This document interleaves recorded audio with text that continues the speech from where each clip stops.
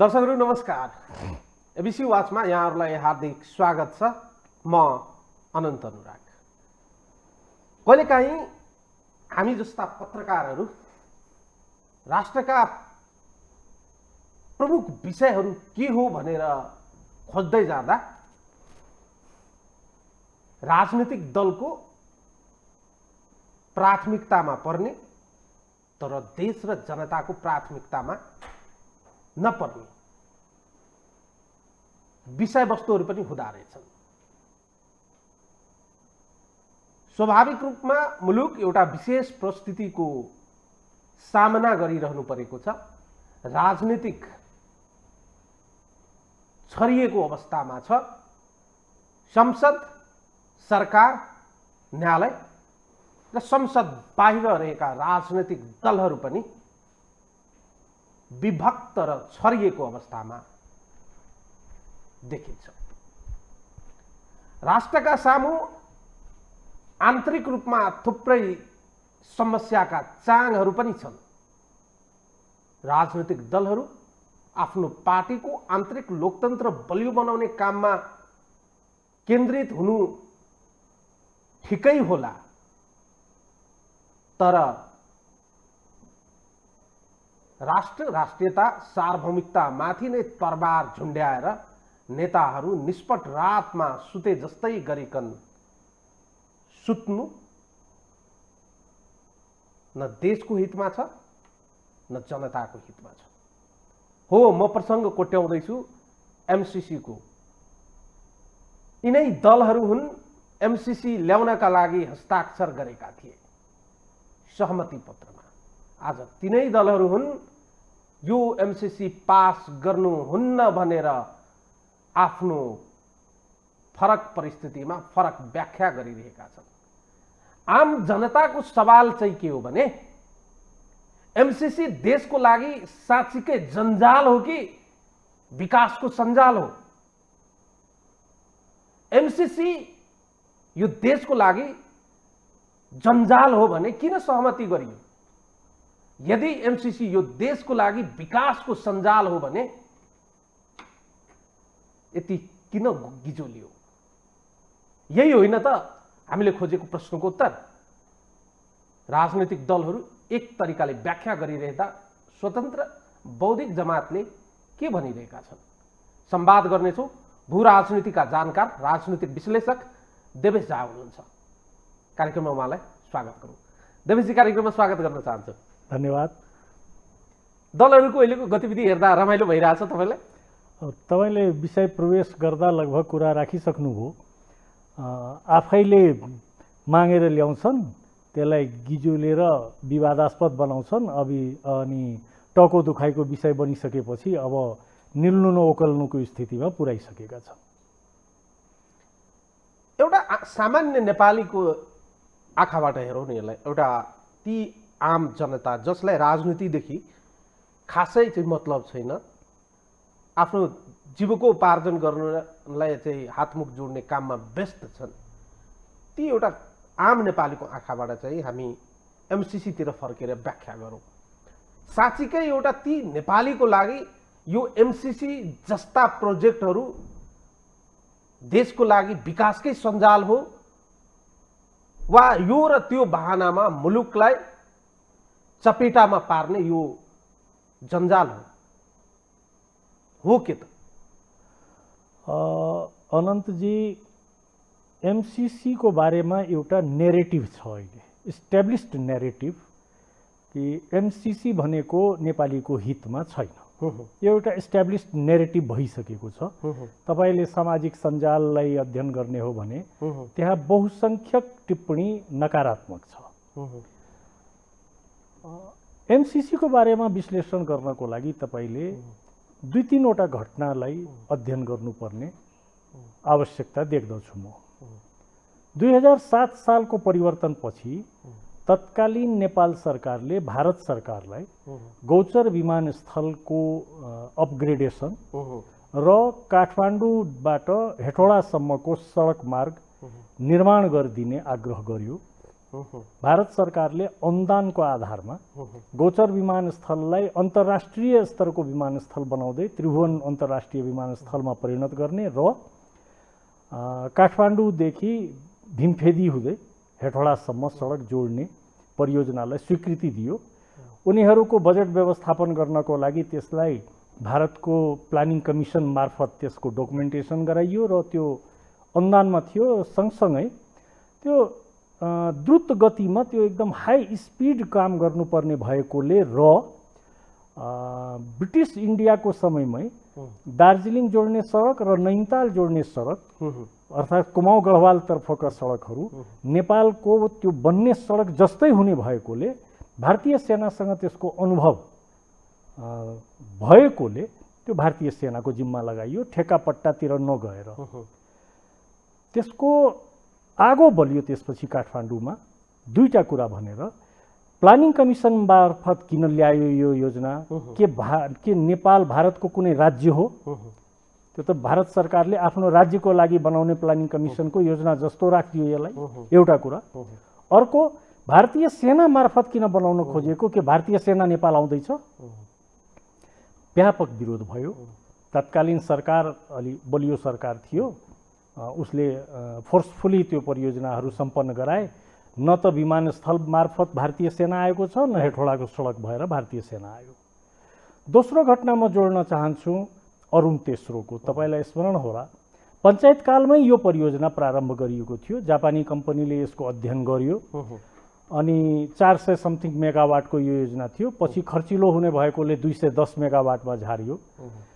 2046 को परिवर्तनपछि तत्कालीन नेपाली काङ्ग्रेस सरकारले त्यसलाई अगाडि बढाउन खोज्यो। यसमा विभिन्न वर्ल्ड ब्याङ्क लगायत विभिन्न राष्ट्रहरूले यसमा 1% भन्दा कम्ती ब्याज दरमा ऋण पनि दिन स्वीकृत गरे। तर व्यापक विरोध भयो नेपालमा। के भनेर विरोध भयो भने 2-3टा पोइन्ट दियो। एक, त्यो अरुण तेस्रो परियोजनाको जलाधार क्षेत्र चिनिया भूभागमा पर्ने भएकोले चीनसँग हाम्रो त्यस्तो कुनै सम्झौता नहुँदा त्यो परियोजना कार्यान्वयन नै हुँदैन, नम्बर 1। नम्बर 2, व्यापक रूपमा पर्यावरणीय क्षति हुन्छ र यति महँगो ऋण लिएर बन्ने परियोजनाको भुक्तानी कसरी हुने? 20-25 वर्षसम्म त्यो योजना यसरी ह्याङमा बस्यो। अहिले त्यो योजना निर्माणाधीन छ। नेपालले त्यस योजना मार्फत सम्भवतया 20 या 22% विद्युत फ्री पाउनेछन् इत्यादि कुराहरू छ। 40% निर्माण कार्य भइसकेको छ। धेरै महँगो भयो परियोजना हो। नेपालीले 18 घण्टासम्मको लोड सेडिङ पनि खेपे। यो दोस्रो। अनि तेस्रोमा निजगढ विमानस्थल तपाईँको अगाडि छँदैछ। यो के छ भने हामी कहाँ एउटा नेरेटिभ क्रिएट भइहाल्छ। त्यो जानेर हुन्छ अथवा नचाहेर नजानेर हुन्छ। अरुण तेस्रोको समयमा बडा रोचक तपाईँलाई लाग्न सक्छ। तत्कालीन नेकपा एमालेको महासचिव माधव कुमार नेपालजीले वर्ल्ड ब्याङ्कलाई चिठी लेखेर पठाउनु भएको थियो कि यदि यो योजना स्वीकृत भयो भने एमालेको सरकार हुँदा योजनालाई परिमार्जन गरिनेछ। त्यति बेला एग्रिमेन्ट गरिएका शर्तहरू हामीले स्वीकार गर्ने छैनौँ। त्यो पत्र देखेपछि वर्ल्ड ब्याङ्क हच्कियो र यो परियोजना तत्कालको लागि स्थगनमा गयो। पछि त्यो परियोजना निर्माण नभएको कारणले 18 घण्टा लोड सेडिङ भयो। एमालेले त्रुटिपूर्ण निर्णय गरेको पनि स्वीकार्यो, तर ढिलो भइसकेको थियो। अहिलेको नेपाली राजनीतिमा एमसीसी भन्न बित्तिकै अहिले दुईटा क्याटेगोरिकली दुईटा ट्र्याक मात्रै छ। कि त तपाईँ एमसीसी विरोधी हुनुपर्दछ अनन्तजी, अथवा तपाईँ डलरे हुनुपर्दछ।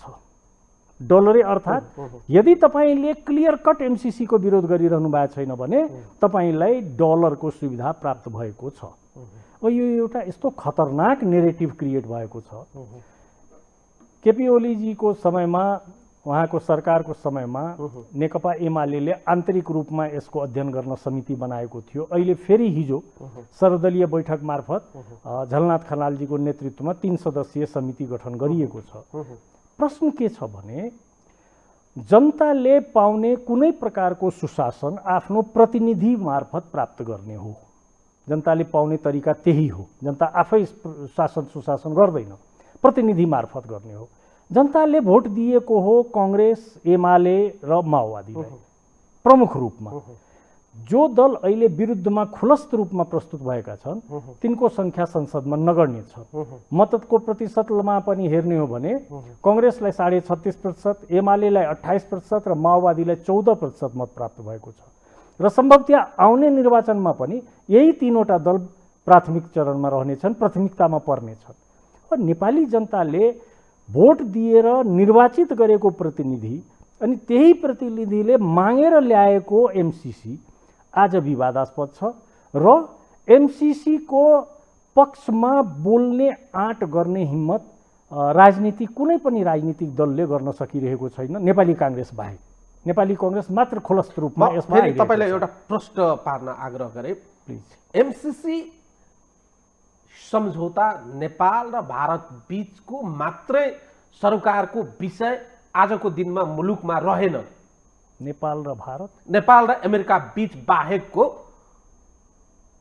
सम्झौता बाहेक अन्य पक्षहरू पनि यसमा आइपुगे, त्यही कारणले आज यो विवाद यहाँसम्म आइपुगेको हो।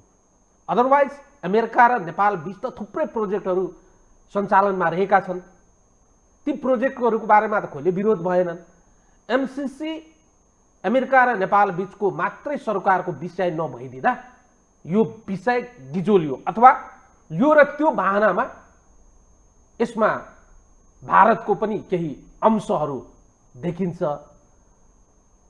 इन बिट्विन लाइनको इन बिट्विन सरकार उत्तरतिरको चीनको पनि देखिन्छ। त्यही कारणले आजको दिनमा यो एमसीसी विवादको विषय बन्यो मुलुकको लागि। म गलत छु कि सही छु? तपाईँ लगभग ठिकै हुनुहुन्छ। भू राजनीतिक दृष्टिकोणले यो विषयको विश्लेषण गर्दा हामी बढी सटिक ढङ्गले यसको उत्तर पाउन सक्छौँ। केयर नेपाल तपाईँको स्मरणमा हुनुपर्छ। त्यो मेजरली अमेरिकन इन्भेस्टमेन्टको परियोजना थियो र आज हामीले पहाडमा देखिने झोलङ्गे पुलहरूमध्ये अधिकांश झोलङ्गे पुल केयर नेपाल माध्यमबाट बनेको हो। त्यति बेला तपाईँले कहीँ पनि विरोधको कुनै स्वर सुन्नुभएको थिएन होला। त्यो 2046 को परिवर्तनपछि प्रवेश गरेको परियोजना थियो। यो विशेष रूपमा के भएको छ भने नेपाल अहिले रणनीति रूपमा यो अत्यन्त संवेदनशील ठाउँ भएको छ। यो भू राजनीतिक रूपमा यसको अत्यन्त महत्त्वपूर्ण यो ठाउँ बन्न पुगेको छ। अहिले यहाँ अन्तर्राष्ट्रिय पावर प्लेयर्सहरूले आफ्नो स्पेस बनाउने कोसिस गरिरहेका छन्, किनभने 2063 को परिवर्तनपछि जब राज संस्था नेपालको राजनीतिबाट औपचारिक रूपमा राज संस्थाको बहिर्गमन भयो, त्यसपछि एउटा भ्याक्युम क्रिएट भएको हो। अन्तर्राष्ट्रिय पावर सेन्टरहरूको यहाँ 46 भन्दा पहिले राज संस्था अथवा राजाको शासन रहेको कारणले सारा अन्तर्राष्ट्रिय जमातले दरबारसँगै आफ्नो रिलेसन राखेका थिए। 46 को परिवर्तनपछि क्रमिक रूपमा दरबार र राजनीतिक दलसँग संयुक्त रूपमा सम्बन्ध विकसित भयो। तपाईँ 46 देखि 63 सम्मको राजनीतिलाई अध्ययन गर्ने हो भने चीनले धेरै एग्रेसिभली अथवा एक्टिभली दलहरूसँग सम्बन्ध डेभलप गरेको देखिँदैन।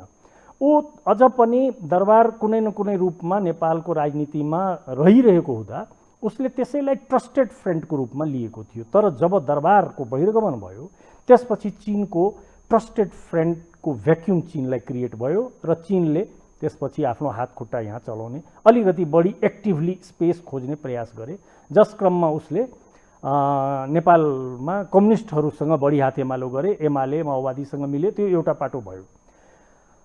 हामी के देखिरहेछौँ भने नेपाल चीनको मित्रताको वर्षगाँठ मनाउने क्रममा मिडियाले चिनिया कूटनीतिज्ञलाई यो प्रश्न सोधेको थियो एमसीसी को बारेमा। त्यति बेला कूटनीतिक जवाब के आएको मलाई स्मरण छ कि नेपालले आफ्नो भू राजनीतिक जटिलता र क्षेत्रीय शान्तिलाई ध्यानमा राखेर यस बारेमा निर्णय लिनेछ भन्ने हामी विश्वस्त छौँ।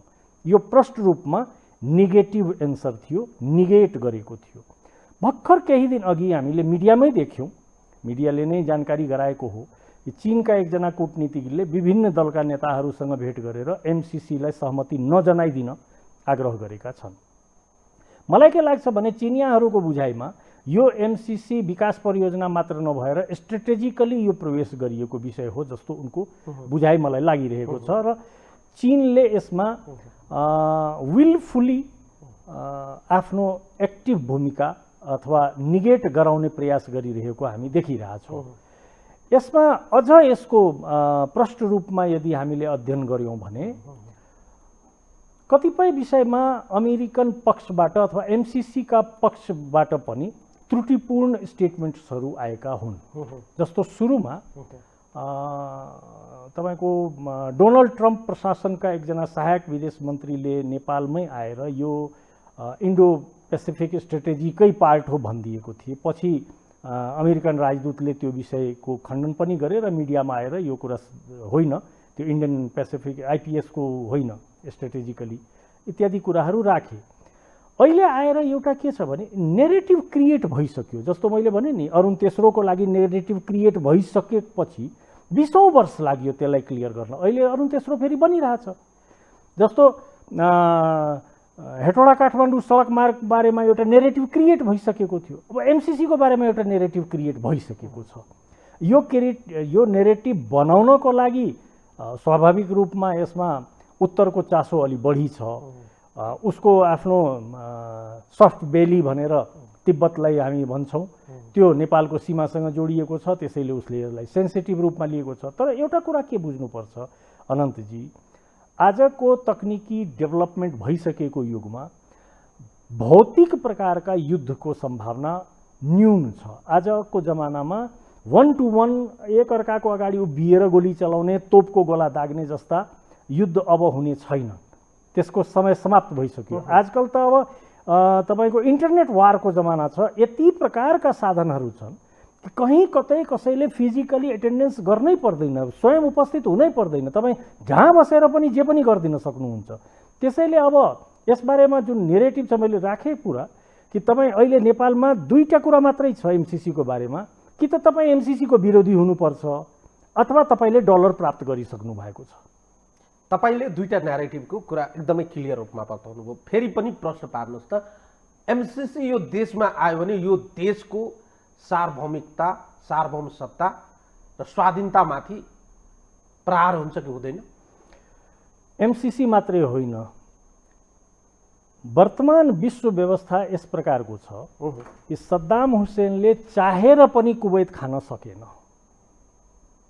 सद्दाम हुसेनले सम्पूर्ण रूपमा तयारी गरेर कुवैतलाई कब्जा गरेर सेना प्रवेश गराएर त्यसलाई सम्पूर्ण रूपमा आफ्नो नियन्त्रणमा लिइसकेका थिए। तर के उसले त्यसलाई निल्न सके त? आजको समयमा कुनै पनि राष्ट्र, त्यसमा पनि नेपाल जस्तो संयुक्त राष्ट्रसङ्घका सदस्य भएका राष्ट्रलाई कसैले निल्न सक्छ भन्ने कुरामा म विश्वस्त छैन। नेपाली जनतामा कम्तीमा यति सामर्थ्य अवश्य छ कि उसले आफ्नो राष्ट्रको, आफ्नो स्वाभिमानको, आफ्नो सम्प्रभुताको रक्षा स्वयं गर्न सक्छ। यसमा दुविधा नगरे हुन्छ। जनतामाथि त विश्वास गर्न सके, नेतृत्वमाथि विश्वास गर्न सकिएन नि। हिजोका दिनमा जुन तवरबाट, जुन लेभलमा हाम्रा नेताहरू, हाम्रा राजनीतिक दलका नेतृत्व पङ्क्ति र तत्कालीन सरकारको सरोकारवालाहरूले जुन वस्तुस्थितिमा एमसीसीको एग्रिमेन्टमाथि हस्ताक्षर गरे, त्यो डकुमेन्टेसन अरिजिनल अझै पनि आम जनताको सामु उहाँहरूले ल्याउन सक्नु भएको छैन। बल्ल बल्ल नेपाली जनताहरूले त्यो पाएको ड्राफ्ट पनि एमसीसीकै वेबसाइटबाट हो। यस अर्थमा हेर्दा त जनता त क्यापेबल छन्, तर हाम्रा नेताहरू क्यापेबल रहेनछ भन्ने कुरा त टाइम एन्ड अगेन पुष्टि भएको छ। यस अर्थमा त्यो सहमतिमै हस्ताक्षर गर्ने बेलामा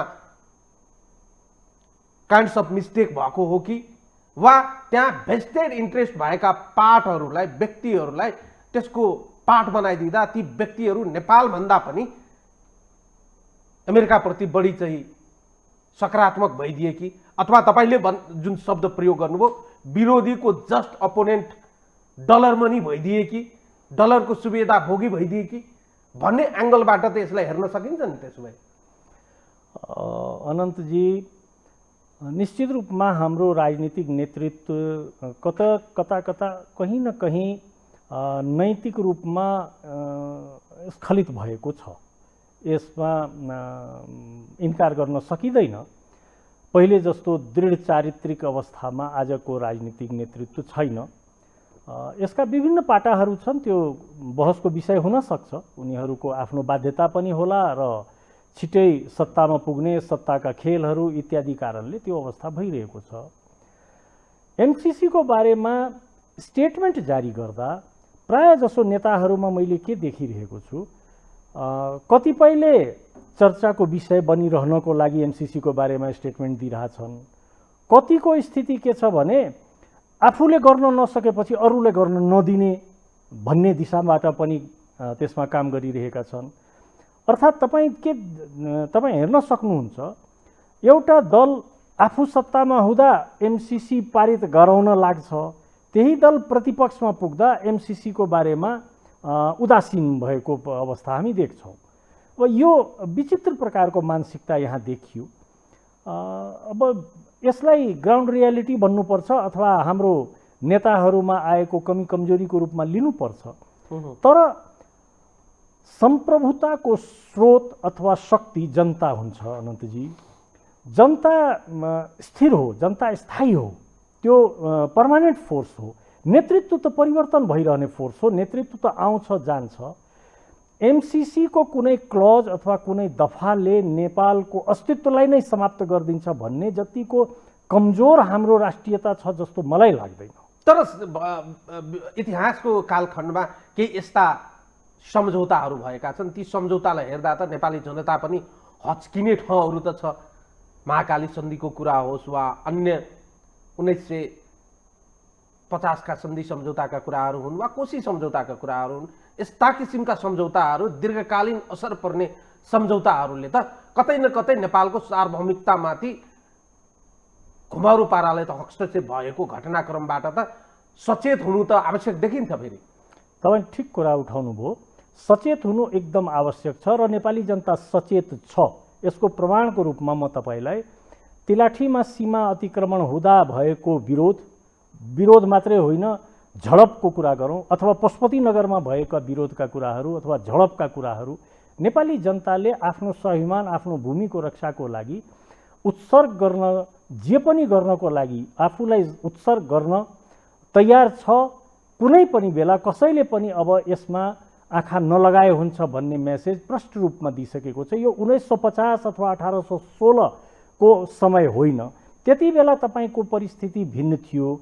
एक त नेपालमा जनसङ्ख्या जनता पनि कम थियो, दोस्रो राजा मार्फत हरेक कुरा हुने, राजा नै जिम्मेवार हुने र राजाको पक्ष वा विपक्षमा मात्र हुने भएकोले त्यति बेला को माहौल एउटा फरक माहौल थियो। आज जनता स्वयं राजा हो, आज त जनताले स्वयं निर्णय गरिरहेको छ।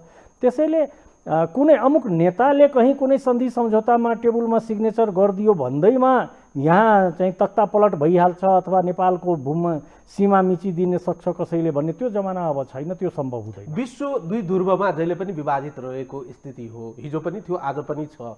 झन् अहिले चाहिँ पावर हबहरू चाहिँ हाम्रै छेउछाउतिर आइपुगेका छन्। यस अर्थमा हेर्दा हिजोको जुन भूमण्डलीकरणको र भू राजनीतिको जुन तापमान थियो, त्यो तापमान हाम्रै वरिपरि घुमिरहँदा तपाईँले अघि बताए जस्तै नेपाल अहिले रणनीतिक रूपमा एउटा त्यस्तो जोनमा छ जुन जोनमा हिजो अमेरिकाको पनि प्राथमिकतामा नपरिरहँदा आज हामी प्राथमिकतामा परिरहेका छौँ। हिजो नेपालका अमेरिकीहरूको चाहिँ ब्युरोक्राट्सहरूले नेपाललाई हेरिरहँदा आज चाहिँ गभर्मेन्ट लेभलबाट तिनीहरूको प्राथमिकताको यहाँ कुराहरू चाहिँ आइरहेका छन्। पुरानो मित्रको हैसियतले नेपाललाई थुप्रै अनुदानहरू पनि दिँदै आएका छन्, त्यसमा दुई मत भएन। परिस्थितिजन्य अवस्थाले इमर्जिङ पावरहरूको बीचमा हिजो जस्तै चाहिँ अमेरिका र तत्कालीन सोभियत सङ्घको बीचमा जुन चाहिँ एक किसिमको माहौल थियो, ठ्याक्कै अहिले चाहिँ चीन र अमेरिका बीचको माहौल बनिरहँदा पास भएछ भने नेपालको राजनीतिमा आन्तरिक रूपमा खेल्नलाई त अमेरिकालाई त निकै सजिलो हुने रहेछ। अहिले चाहिँ खुल्ला रूपमा खेल्न नसकेको, पर्दा पछाडि गेमहरू गरिरहेका छन्, यो कुरामा हामी दुईमत हुन सक्दैनौँ। त्यसपछि त खुलेरै खेल्नलाई सजिलो होला नि त। अब त्यसपछि त सिंहदरबार धाउनलाई त कसैलाई सोधिराख्नु परेन वा कतै केही गरिराख्नलाई त सोधिराख्नु परेन। अहिले त कम्तीमा तपाईँले भने जस्तै एमसीसी मार्फत आइरहेको पैसा केवल पैसा होइन रहेछ, आइरहेको ग्रिड लाइन मात्र होइन रहेछ, बनाउन लागेको रोड मात्र होइन रहेछ। यो भूमण्डलीकरण र भू राजनीतिक स्थितिले उत्पन्न गराएको यो माहौललाई हेर्दा पैसासँग त अन्य केही अपव्ययहरू त पक्कै आइरहेको छ नि, होइन र? अनन्तजी, आजकल अन्तर्राष्ट्रिय राजनीतिको बारेमा केही नयाँ अवधारणाहरू डेभलप भइरहेको छ। यसबारेमा रिसर्च स्कलरहरूले थुप्रै डकुमेन्ट्सहरू प्रस्तुत गरिसकेका छन्। विश्व अहिले 2 ध्रुवीय राजनीतिबाट एक ध्रुवीयमा प्रवेश गरेर बहुध्रुवीयतर्फ अग्रसर छ। अब 2 ध्रुवीय हुँदैन अनन्तजी, अब बहुध्रुवीय दिशामा विश्व राजनीति अग्रसर छ। अमेरिका एउटा ध्रुव हुन्छ, चीन एउटा ध्रुव हुन्छ, भारत एउटा ध्रुव हुन्छ, युरोपियन युनियन एउटा ध्रुव हुन्छ र विश्व राजनीतिको सबभन्दा पहिलो मियो भएको ब्रिटेनले अलग ध्रुव क्रिएट गर्ने प्रयास गरिरहेको छ। त्यसैले ब्रिटेनले युरोपियन युनियनको सदस्यता त्यागेर आफूलाई त्यहाँबाट एक्जिट गराएको छ, जसलाई ब्रेक्जिट भन्छौँ हामी। ओके, विश्व राजनीति अब बहुध्रुवीय दिशामा अगाडि बढ्दैछ। यो समय नेपालले पनि इन्टरनेसनल पोलिटिकल गेममा अथवा एरिनामा एन्टर गर्ने र स्ट्राइक गर्ने गेम हो, टाइम हो। यति बेला नेपालले आफूलाई कसरी कहाँ कुन ठाउँमा एडजस्ट गर्ने, म तपाईँ मार्फत यो च्यानलका दर्शकहरूलाई र नेपाली जनतालाई पनि एउटा कुरा के स्मरण गराउन चाहन्छु भने भारतको सत्ताधारी दल भारतीय जनता पार्टीका विदेश विभाग प्रमुख विजय चौथाईवाले जब नेपाल आउनु भएको थियो, उहाँले बडा प्रष्ट रूपमा के भन्नुभएको थियो भने आजको मितिमा भारत असंलग्न राष्ट्र छैन, भारतले आफ्नो हितको लागि संलग्नता गर्ने गरेको छ र नेपालले पनि आफ्नो हितको लागि संलग्नता गर्नुपर्छ र यो सही कुरा थियो। म यसलाई सही किन भन्न चाहन्छु भने राष्ट्रहित सर्वोपरि हुनुपर्छ। असंलग्नको नाममा आफूलाई आइसोलेसनमा लिएर जानु बुद्धिमानी होइन, किनभने विश्व बहुध्रुवीय बनिरहँदा हरेक राष्ट्र कुनै न कुनै ध्रुवसँग आबद्ध हुँदै जानेछन् र त्यो जुन ग्रुपिज्म हुन्छ, जसरी अहिलेको नेपाली राजनीतिमा हरेक व्यक्तिले कुनै न कुनै दलसँग आफूलाई आबद्ध गर्नै पर्ने अवस्था छ।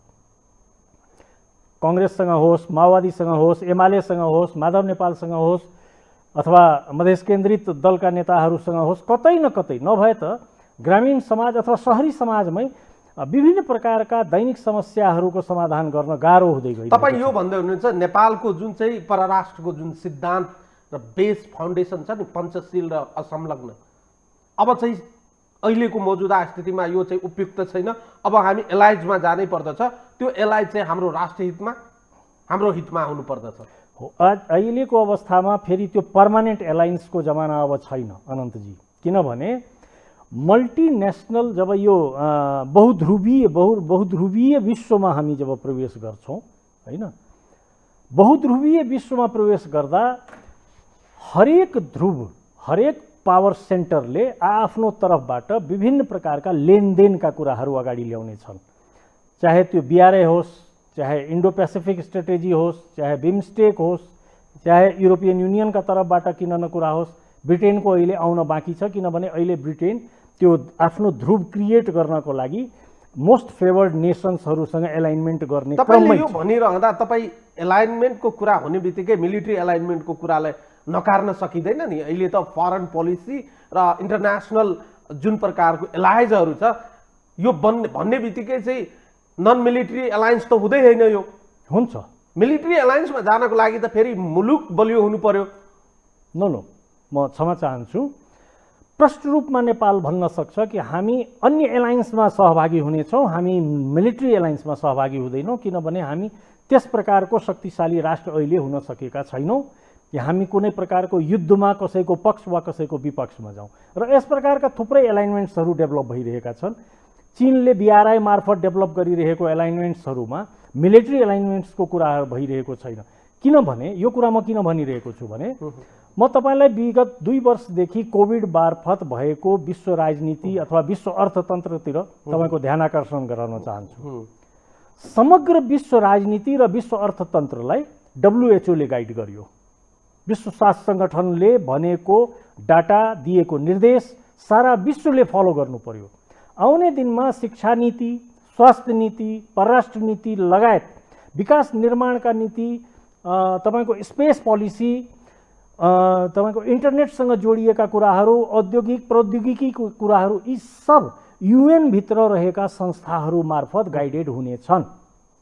UN भित्र गाइडेड हुने भएपछि UN को संरचनामा कसको बहुमत हुनेछ त्यो ठ्याक्कै फेरि हाम्रो देशमा भएका दलहरूको बहुमत जस्तै कुरा हो। संसदमा कसको बहुमत हुन्छ भन्ने कुरा, त्यहाँ एउटाको पनि बहुमत भइदिन सक्छ अथवा मिलेर 2-3टाले पनि बहुमत बनाइदिन सक्छ। त्यो बहुमत मार्फत निर्णय हुनेछन् र त्यही आधारमा प्रतिबन्धका कुराहरू, त्यही आधारमा ट्राभलिङका कुराहरू, त्यही आधारमा टुरिज्मका कुराहरू, अर्थात् सम्पूर्ण इकोनोमिक डिसिजनहरू UN का ती संस्थाहरू मार्फत हुनेछन्। र त्यसैको लागि अहिले मल्टी पावर सेन्टर्सहरू डेभलप भइरहेका छन्। यी जुन पावर सेन्टरको मैले कुरा गरेँ, अमेरिका, चाइना, भारत, EU र ब्रिटेन, यिनीहरू मेजर प्लेयर हुन् UN मा। र आउने दिनमा गल्फले पनि एउटा पावर सेन्टर बनाउने कोसिस गरिरहेछ। त्यस्तै तपाईँको इस्टर्न एसियन कन्ट्रिजहरूको पनि एउटा पावर सेन्टर बनाउने कोसिस भइरहेको छ। तपाईँको फिलिपिन्स, कोरिया, मलेसिया, इन्डोनेसिया इत्यादि मिलेर यी साराका सारा संरचनाको पछाडि एउटै भिजन काम गरिरहेको छ, UN मा कसरी आफ्नो बहुमत बनाउने। नेपालले यहाँ राम्ररी प्ले गर्न सक्नुपर्छ। हामीले हाम्रो परराष्ट्र नीतिलाई अपडेट गर्नै पर्छ भन्ने कुरामा म विश्वस्त छु, म दृढ छु। तपाईँले यति भनिरहँदा यो भयो पास हुँदा के हुने एउटा त्रास चाहिँ छ हाम्रो सामु, एउटा पिक्चर हो क्या, क्वेसन मार्क। पास भयो भने यो यो यो यो हुन्छ है। दलकै नेताहरूले फर्म गरेको त्यो कमिटीहरूले ल्याएको रिपोर्टहरूमा त्यही कुराहरू लेखेका छन्। हुबहु पास हुन सक्दैन है। यो र त्यो बहानामा दलहरू फेरि आन्तरिक रूपमा पास गराउन चाहिँ ललायत पनि छन्। पास भइजाओस् भन्ने चाहना राख्दा रहेछन्। पब्लिक डोमेनका विषय बनिसकेको अवस्थामा अमेरिकाले दलहरूको मन जितेर पास गराए तापनि जनताको मन नजित्ने हो भने त पब्लिकबाट यो फेरि डिफेन्स हुने कुरा त जुगा त्यो रहन्छ। खालि चाहिँ लिगल रूपमा मात्रै पास गरेर त केही पनि हुने रहेनछ। जुन क्षेत्रमा यो प्रोग्राम र प्रोजेक्ट इम्प्लिमेन्ट गरिँदैछ, भोलिका दिनमा त्यहीबाट त्यही जनताहरूले यो चाहिँदैन रिभोल्ट गर्यो भने त फेरि अर्को दुर्घटनातिर मुलुक जाने सङ्केत त जुका त्यो रहन्छ नि, होइन र? अब यो अनन्तजी तपाईँले ठिकै जिज्ञासा राख्नुभयो। यसमा जनमत यदि यस बारेमा सन्तुष्ट भएन भने यो अर्को महाकाली सन्धि जस्तै भइदिन सक्छ। संसदबाट अनुमोदित होला तर कार्यान्वयन पक्षमा गाह्रो हुन सक्छ त्यो पछि गएर। तर यहाँ एउटा महत्त्वपूर्ण कुरो के बुझ्नुपर्ने हुन्छ भने नेपालको संविधान यो देशको मूल कानुन हो र हाम्रो संविधानमा प्रष्टसँग के लेखिएको छ भने नेपालको संविधानसँग बाँझिने कुनै पनि कानुन, धारा, दफा, उपदफा, सन्धि, सम्झौता स्वतः निरस्त भएको मानिनेछ। अर्थात् फेरि हाम्रो संविधानले हाम्रो सार्वभौमिकता, हाम्रो सम्प्रभुता, हाम्रो भौगोलिकता, हाम्रो राष्ट्रिय एकता र अखण्डतालाई अक्षुण्ण राख्ने ग्यारेन्टी गरेको छ। अर्थात् हाम्रो संविधानसँग बाँझिएको कुनै पनि दफा MCC वा अन्य कुनै सन्धिमा छ भने त्यो त स्वतः निरस्त भयो। त्यो संसदबाट अनुमोदन गर्दैमा त्यो दफा लागू हुन्छ भन्ने कुरा छैन।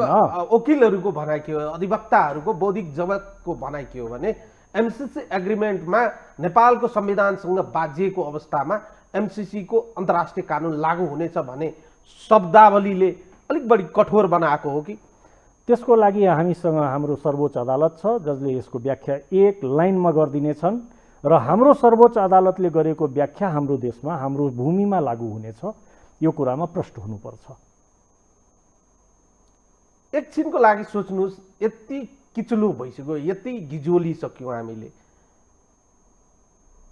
अमेरिकाको लागि होस् वा एलाइजहरूको लागि होस्, नेपालको लागि होस् वा अन्य पर्सपेक्टिभबाट हेर्दा यति गिजोलिसकेपछि अमेरिका जस्तो एउटा सुप्रिम पावरको एउटा प्रोजेक्ट हामीले फिर्ता पठायो भने पक्कै पनि कतै न कतै नोटिस गरेर त राख्ने होला। पास गरेनौ भने चाहिँ मुलुकको के कुरामा अहित देख्नुहुन्छ तपाईँ? यो अलिकति ट्रस्ट डेफिसिटको कुरा हुन सक्छ, अलि विश्वासको सङ्कटको कुरा अन्तर्राष्ट्रिय एरिनामा हुन सक्छ। किनभने नेपालले महाकाली सन्धि गर्यो तर लागू गरेनन्, अरुण तेस्रोमा त्यही भयो, निजगढ विमानस्थलमा त्यही भइरहेको छ इत्यादि कुराहरूलाई स्मरण गरेर यसपछि अब अन्य अन्तर्राष्ट्रिय यसै प्रकारका सन्धि सम्झौतामा गर्दा नेपालले गर्न खोजे पनि सम्बन्धित राष्ट्र त्यसबाट हच्किन सक्छ। अब कता कता यो कुरा त सबैको दिमागमा आउने नै छन् कि नेपाल त आफै चाहिँ माग गर्छ अनि आफै फेरि पछि सरिहाल्छ, आफै सहमति जनाउँदैन, दुविधाग्रस्त राष्ट्र हो, कन्फ्युज्ड हो, यहाँ जनमत जुन छ त्यो प्रष्ट छैन, नेतृत्व पक्ष जुन छ त्यो पनि अलिकति लोकप्रियताको लागि जे पनि बोल्दिन तयार छन् इत्यादि कुराहरूले जे होस् अब हामी कहीँ न कहीँ विश्वास सङ्कट भएको मुलुकमा गनिन सकिने छौँ। तर पनि एमसिसीको बारेमा एउटा राष्ट्रिय सहमति हुँदा त्यो फ्रुटफुल हुनेछ। बगैर राष्ट्रिय सहमति संसदबाट अनुमोदन गर्यो भने त्यो प्राविधिक अनुमोदन हुन्छ, तर त्यसलाई फेरि महाकालीकै दशा नहोला भन्न सकिन्न। अर्को यसको चाहिँ पर्सपेक्टिभ हेर्नुहोस् कस्तो गजबको छ भने एमसिसी थुप्रै देशहरूमा प्रोजेक्टहरू चाहिँ पहिलो चरण दोस्रो चरणका प्रोजेक्टहरू पनि सकाएका छन्। इक्जाम्पलकै रूपमा लिने हो भने चीनसँग जोडिएको र अर्को रुससँग जोडिएको बिचैमा रहेको मङ्गोलिया जस्तो देशहरूमा पनि दुई फेजको प्रोजेक्टहरू सकाएका छन्। थुप्रै अन्य देशहरू चाहिँ साउथ एसियाकै देशहरूमा प्रोजेक्ट सकाएका छन्। साउथ एसियन कन्ट्रीहरूको कुरा गर्ने हो भने श्रीलङ्काबाट एग्रिमेन्ट नै नभइकन हामीलाई चाहिँदैन, हाम्रो देशको जनताले चाहिँ अपोज गरे, थ्याङ्क यू भेरी मच भनेको अवस्था छ।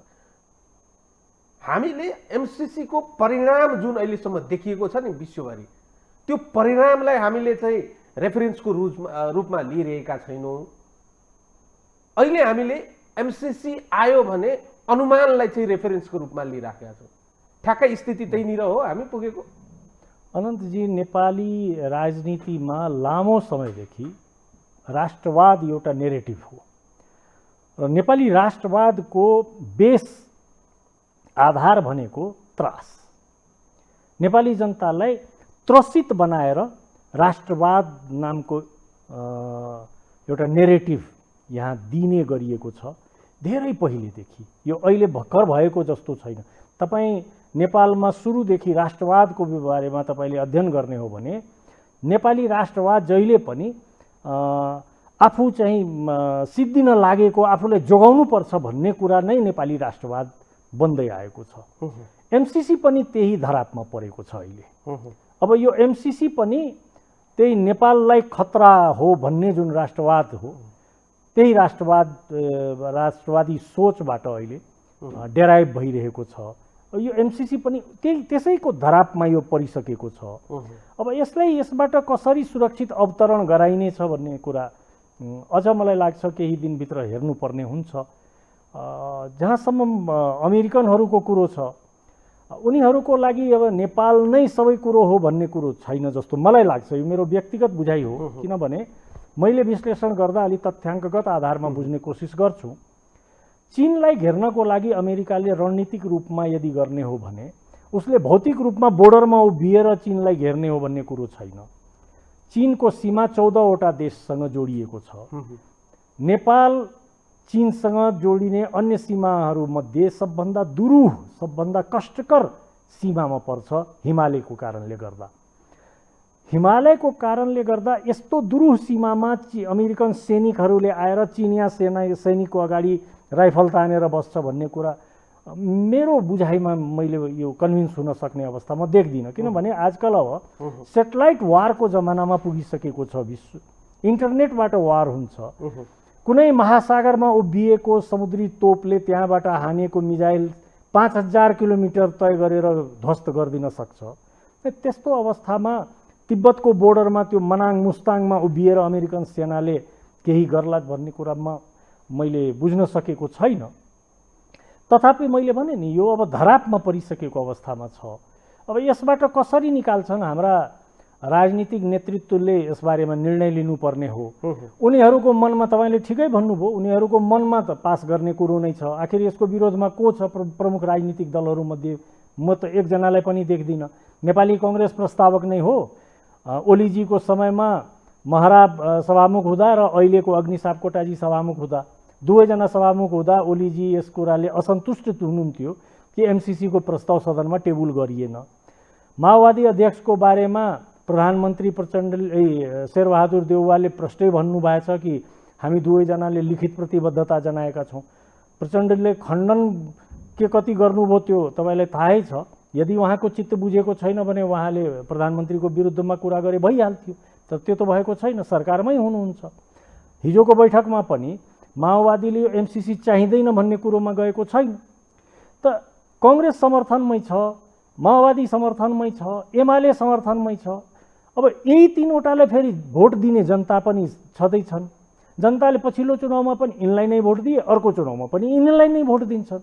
त बडा जटिल छ कि यसबारेमा यो भन्न के खोजेको बुझ्नै नसक्ने अवस्था भयो। तर जब अमेरिकन अधिकारीहरू हाम्रा राजनीतिक दलका नेताहरूसँग भेट्छन्, उच्च स्तरीय भेटवार्ता हुन्छन् र सोध्छन् तपाईँहरू के बुँदामा तपाईँहरू एमेन्डमेन्ट खोज्नु भएको छ लिखित दिनुहोस् भन्दा त हाम्रा राजनीतिक दलहरूले एकजना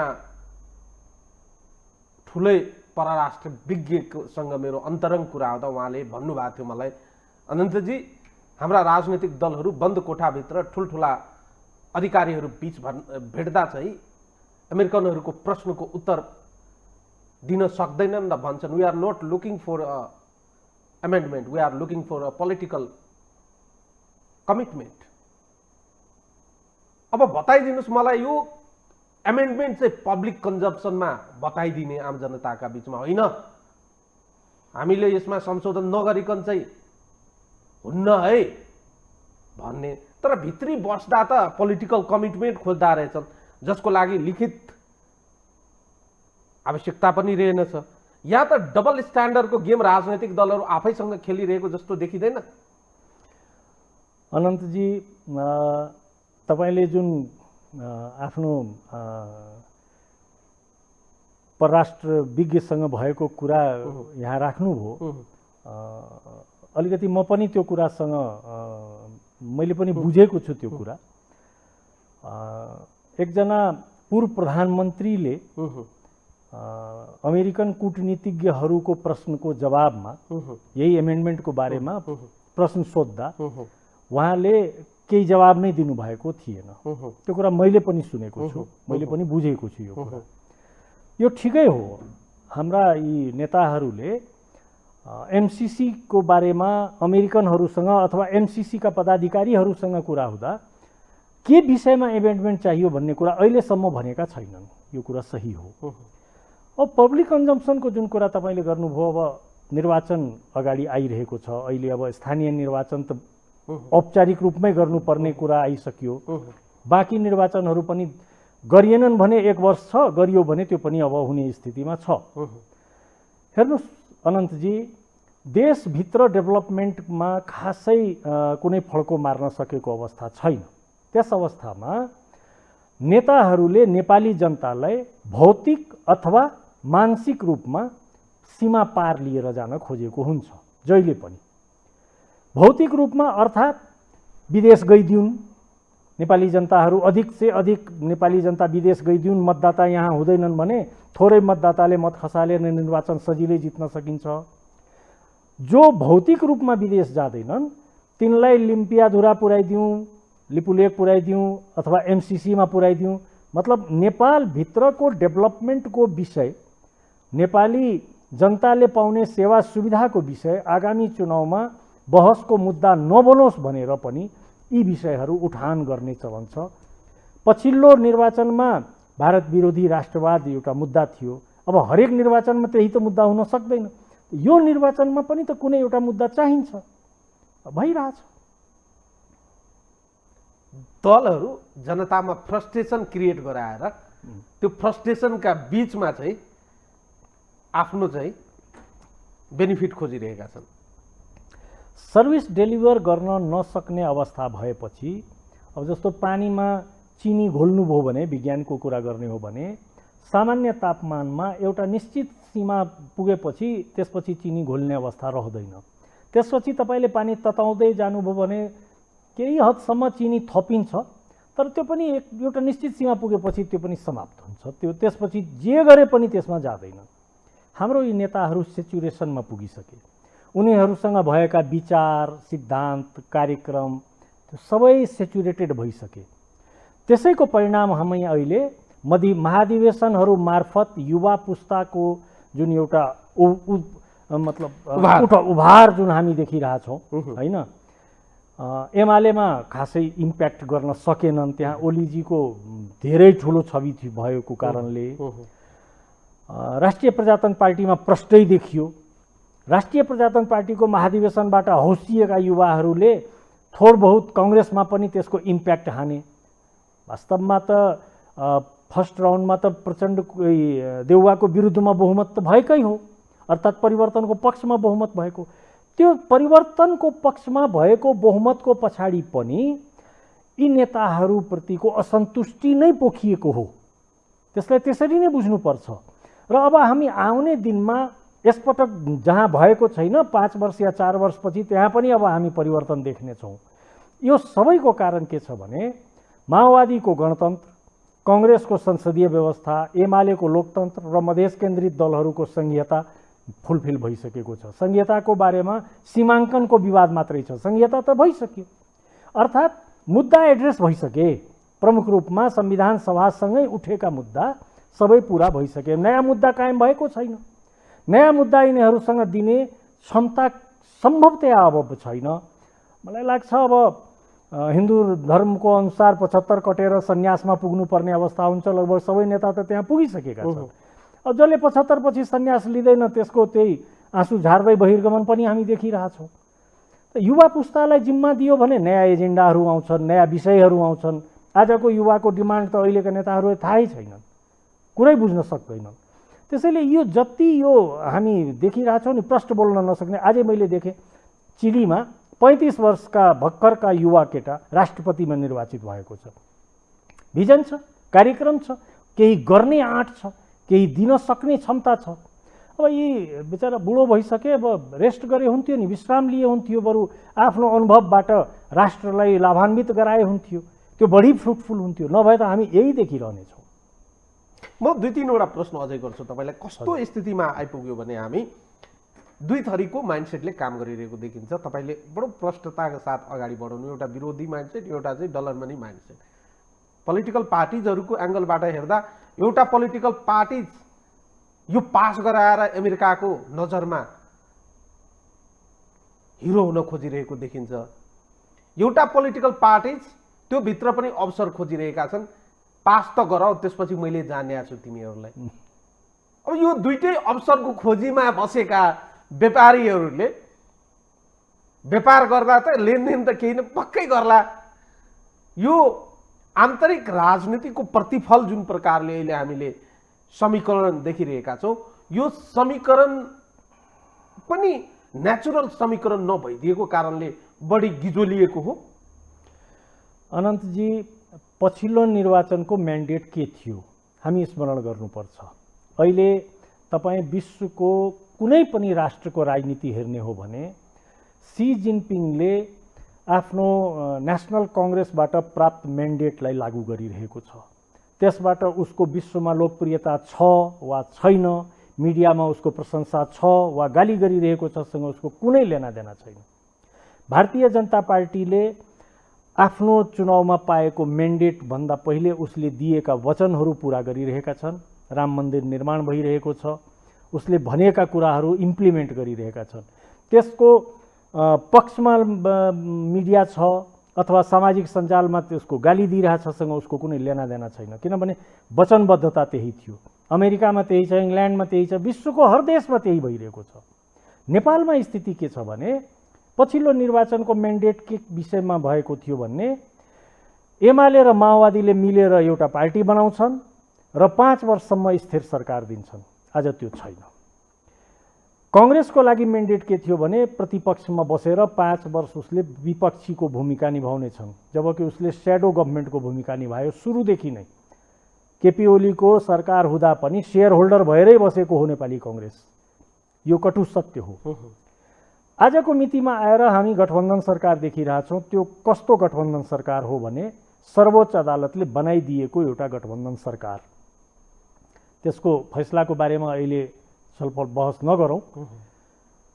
अब यो जनादेशको सरकार त हुँदै होइन, किनभने यसको लागि त जनताले भोटै दिएको थिएन। जनताको आजको स्थिति के छ भने माओवादीका मतदाता जसले केपी ओलीलाई भोट दिएको थियो त्यो आज केपी ओलीको विरोधमा माधव नेपाल र प्रचण्डको इच्छा अनुसार कांग्रेस जसलाई हराएको थियो त्यसको समर्थनमा भाषण गर्नु पर्या छ। यही हो। त्यही अवस्था माओवादी एमालेको मतदातासँग छ, त्यही अवस्था कांग्रेसका मतदातासँग छ। कांग्रेसको मतदाताले एमाले माओवादी गठबन्धनको उम्मेदवारलाई हराउनको लागि मतदान गरेको थियो।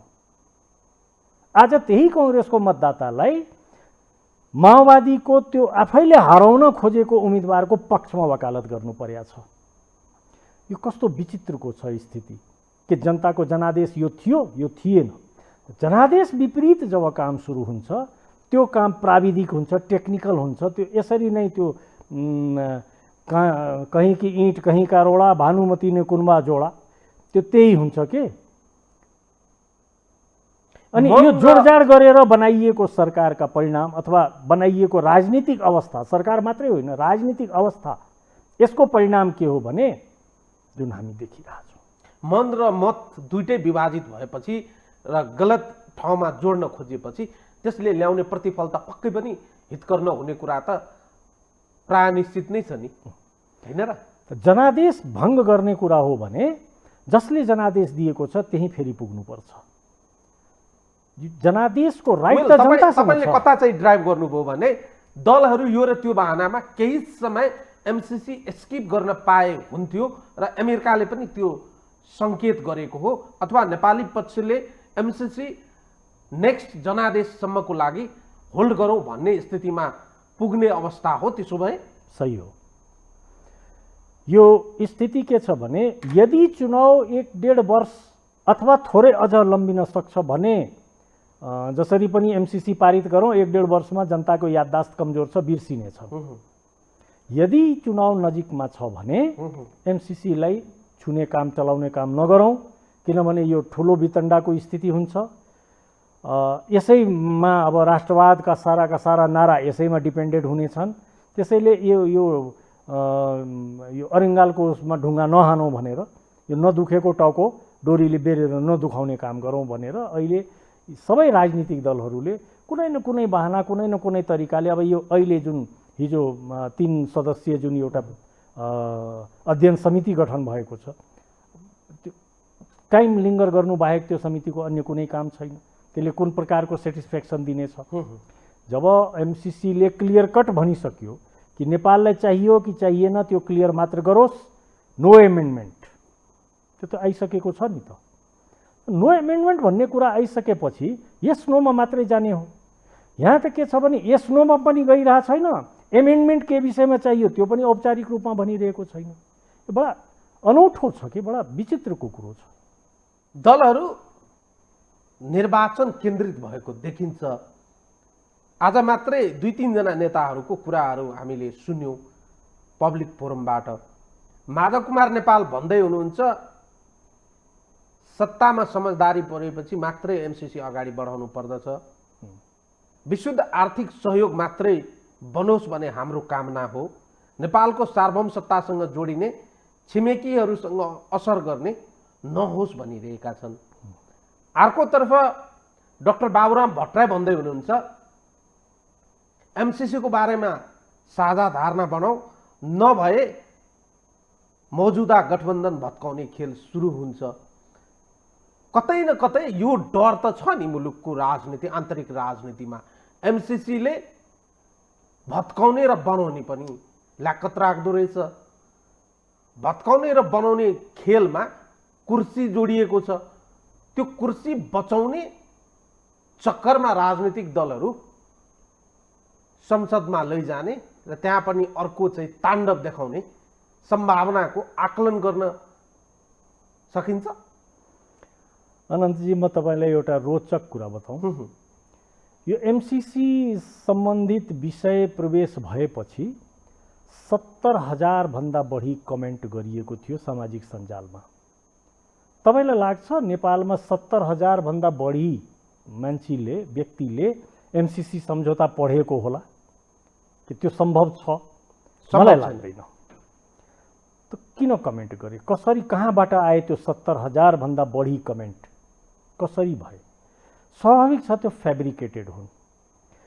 वास्तवमा तपाईँ एकदम पिन पोइन्ट कुरामा पुग्नु भए रहेछ।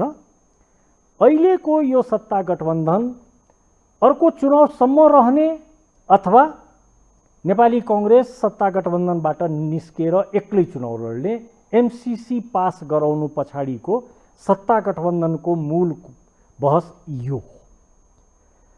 माधव नेपाल अथवा प्रचण्ड यो दुवैलाई आजको मितिमा कांग्रेससँग गठबन्धन गरेरै चुनावमा जानु पर्दा सकारात्मक परिणामको बढी आशा छ। त्यसले गर्दा उहाँ दुवैजनाले एमसीसीमा सहयोग त गर्ने, तर निर्वाचनसम्म यो गठबन्धन कायम रहन्छ भन्ने ग्यारेन्टी खोजेका छन्। सत्य तथ्य यही हो। बाबुरामजीको जहाँसम्म कुरो छ, बाबुरामजीको अगाडि अन्य पनि च्यालेन्जेसहरू छन्। उहाँको नयाँ शक्ति पार्टी अब उपेन्द्रजीसँग एकीकरण भएर एउटा नयाँ धार लिएर उहाँ अगाडि बढ्नु भएको छ। उहाँको पहिले पनि एउटा सिट मात्रै थियो, त्यसैले उहाँ अब आफूलाई एडजस्ट गर्ने स्थितिमा उहाँलाई धेरै प्रकारका कुरा गर्नु परेको छ। अहिले उहाँ दैनिक रूपमा अहिले सोसल साइटमा एक्टिभ हुनुहुन्छ। मलाई लाग्छ पूर्व प्रधानमन्त्रीहरूमध्ये बाबुरामजी जतिको एक्टिभ कोही पनि हुनुहुन्न। एमाले बडा क्लियर कट पोजिसनमा छ, केपी ओली एकदम क्लियर कट पोजिसनमा छ, किनभने उससँग एकदम स्पष्ट स्ट्यान्ड भइसक्यो। उसको विरोध गरून् वा समर्थन गरून्। जस्तो नेपाली कांग्रेसको महाधिवेशनमा यसपालि सम्पूर्ण रूपमा एजेन्डा शेरबहादुर देउवाललाई जिताउने वा हराउने यति मात्रै थियो, अरू कुनै एजेन्डा थिएन। त्यसै गरी केपी ओलीलाई हराउने वा जिताउने मात्रै एजेन्डा अर्को चुनावमा हुनेछ। यो कुरा बुझ्नुपर्छ। जब तपाईँ यस प्रकारका एजेन्डा लिएर अगाडि बढ्नुहुन्छ भने स्वाभाविक रूपमा एउटा कर्नर केपी ओलीको लागि सुरक्षित भइहाल्छ, स्वाभाविक रूपमा। किनभने दुई पक्ष भयो। यदि एजेन्डा यो मात्रै छ भने एक पक्ष त एक्लै केपी ओलीको भइहाल्यो, अब बाँकी अर्को पक्षको, अर्को सबै पक्ष एक ध्रुवमा केपी ओली। शेरबहादुर देउवाले यो कुरा राम्रो बुझिरहनु भएको छ। वर्तमान सत्ता राजनीतिमा सबभन्दा चतुर, सबभन्दा रणनीतिक रूपमा सफल खेलाडी शेरबहादुर देउवा हुन्। तपाईँ महाधिवेशनमा हेर्नुहोस् कस्तो बुद्धि चातुर्यको प्रदर्शन उहाँले गर्नुभयो। आफ्नै पक्षका दुईजनालाई विरोधमा उतार्नुभयो, त्यो पनि एकजना मधेसी र एकजना नेवार, क्याटेगोरिकली, र त्यसको लाभ उहाँले लिनुभयो, सफल हुनुभयो उहाँ। यो रणनीतिक कौशल हो। यो आगामी चुनावमा उहाँलाई प्रष्ट थाहा छ कि कांग्रेस र एमालेको पोलराइजेसन हुनेवाला छ। अबको चुनाव हामीले प्रदेश 1 मा एउटा टेन्टेटिभ सर्वे गर्ने कोसिस गरेका थियौँ र रिजल्ट यही छ। कांग्रेस र एमाले नै मेजर लिडमा आउनेछन् र यहीमा पोलराइजेसन हुनेछ। बाँकी दलले त आफ्नो सुरक्षा त खोज्छ, त्यसलाई अन्यथा लिनु हुँदैन। राजनीति हो, को यो खेलबाट बाहिर हुन चाहन्छन्। आफ्नो सुरक्षा कसरी, त्यसको लागि MCC is a tool, bargaining गर्ने टुल हो अहिले एमसीसी। भनेपछि अन्टिल और अनलेस आन्तरिक राजनीतिक नसंलिएसम्म एमसीसी अगाडि बढ्ने सङ्केत तत्कालै अपेक्षा गर्न सकिँदैन। विभिन्न कारण छ। अब चुनाव पनि छ, किन टाउको दुखाइ लिने इत्यादि कुराहरूले गर्दा टाइम पास गरौँ, टाइम बाई गरौँ भनौँ न। समय र संवादको लागि धन्यवाद दिन चाहन्छु देवश्री। धेरै लामो समयपछि तपाईँसँग संवाद गर्न पाइयो र महत्त्वपूर्ण विषयमा तपाईँसँग हामी केन्द्रित रहेर कुराकानी गऱ्यौँ। प्रष्टताका साथ तपाईँले उत्तरहरू दिनुभएको छ र पब्लिक फोरममा अहिले जुन डिबेटका विषयहरू रहेको थियो तिनै विषय मेरो प्रश्नहरू थियो। तपाईँले एकदमै जिब्रो नचपाइकन उत्तर दिनुभयो, प्रश्न पार्नुभयो। यसको लागि म धन्यवाद दिन चाहन्छु, आभार प्रकट गर्न चाहन्छु। हस्, धन्यवाद। धन्यवाद। दर्शकहरू, उहाँ हुनुहुन्थ्यो देवेश झा, भू राजनीतिका जानकार, राजनीतिक विश्लेषक। आजको लागि यो संवाद यति नै। सपोर्ट युनिटलाई मैले पनि बिदा दिनुहोस्। नमस्कार।